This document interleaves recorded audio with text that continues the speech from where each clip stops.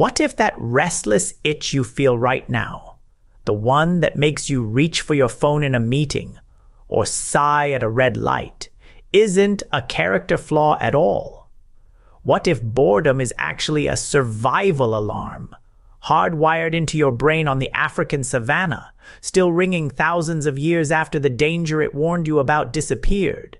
You've been told your whole life that boredom means you're lazy, unmotivated, weak-willed. But sit with this for a second. Why would evolution build a species capable of walking upright, building rockets, and mapping the human genome, and then hand that species a mental state that serves no purpose except to make it miserable? That doesn't sound like a design flaw. That sounds like a feature someone forgot to update. Picture yourself out on the open grassland, 60,000 years ago. No walls, no roof, just you, a spear, and a horizon that could be hiding a lion or a herd of antelope worth chasing. Now imagine you sit down in the shade for 10 minutes and just stop scanning. Stop caring what's out there. That stillness could get you killed. Boredom in that world wasn't an inconvenience. It was a klaxon. It was your brain screaming, "Something is wrong. You're not engaging with your environment. Fix this now, before something fixes it for you." Dr. John Eastwood, a psychologist at York University in Toronto, has spent years studying exactly this feeling. His research describes boredom as the uncomfortable sensation of wanting to be engaged in a satisfying activity but being unable to connect with anything around you. Think about that phrase, unable to connect.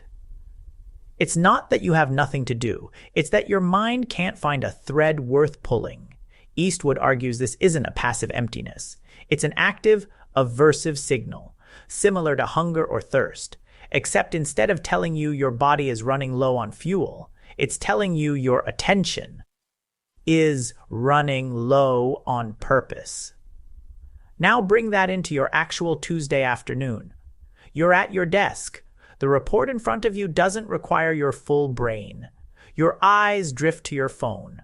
That drift isn't weakness. It's the exact same ancient circuitry that once scanned the grass for movement, now scanning your inbox, your feed, your notifications, hunting for something, anything that counts as stimulation worth your attention. The Savanna alarm doesn't know the difference between a lion and a text message. It just knows your engagement meter is empty, and it wants it filled. Here's where the story gets stranger.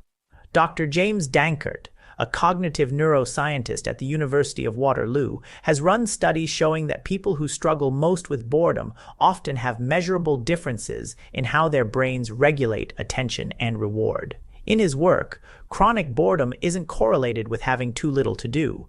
It's correlated with difficulty translating desire into action. Imagine sitting in a room with 100 books, a guitar, art supplies, and a hiking trail outside the window and still feeling that same hollow static in your skull. That's not a lack of options. That's a broken bridge between "I want to feel engaged" and "I know how to make that happen." Danckert's research suggests this bridge-building capacity varies from person to person, which is part of why some people seem to shrug off idle time while others find it almost unbearable. Now here's the twist, the part that flips the whole story sideways. Boredom might not just be a warning. It might be a tool your ancestors needed to survive in a completely different way than fighting off predators. Dr. Erin Westgate, a psychologist at the University of Florida, has proposed something called the Meaning and Attentional Components model of boredom.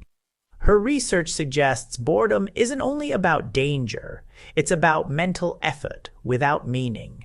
When your brain calculates that an activity requires attention but delivers no payoff, no story, no purpose, it triggers boredom to push you towards something that does pay off. On the Savanna, that meant abandoning a fruitless hunting spot for a better one, or leaving a dried-up watering hole to search for a new source of life. Boredom wasn't just an alarm against danger. It was a compass pointing you toward resources. So flip that back onto your life today. When you feel bored scrolling through 50 nearly identical videos, or bored in a conversation that's going nowhere, that ancient compass is doing exactly what it evolved to do. Telling you this well is dry, move on, find water elsewhere. The tragedy of modern life is that we've built an environment engineered to fake that water. Endless feeds simulate discovery without ever delivering the deep, meaning-rich payoff your brain is actually searching for. You feel the itch, you scroll, and the itch doesn't go away. Because the compass is pointing toward meaning, and infinite content is pointing toward distraction. Those are not the same destination. This is where Dr. Sandi Mann, a psychologist at the University of Central Lancashire, adds a piece that changes how you might treat your own boredom starting today. Mann's studies found that people who were given boring tasks, like copying numbers from a phone book, performed better afterward on creative thinking tests than people who went straight into the creative task. Her conclusion was startling. Boredom doesn't just warn you and guide you, it incubates you. It creates the internal pressure that pushes your mind to wander, to daydream, to stitch together ideas it wouldn't touch while busy. If you've ever had your best idea in the shower or on a long drive with no podcast playing, you've already lived Mann's data firsthand. So think about what that means for the next time boredom hits you at your kitchen table on a Sunday afternoon. Your instinct is to kill it immediately, phone in hand, like swatting an insect. But that alarm might be trying to redirect you towards something your scrolling thumb keeps overriding. A walk outside, a phone call to someone you miss, an idea worth actually finishing. The Savanna is gone, the lions are gone, but the wiring that once turned stillness into a warning still runs underneath every quiet moment you now try to erase with a screen, which brings you back to that itch you felt at the very start of this video. The one you were told to just push through, medicate, or feel guilty about.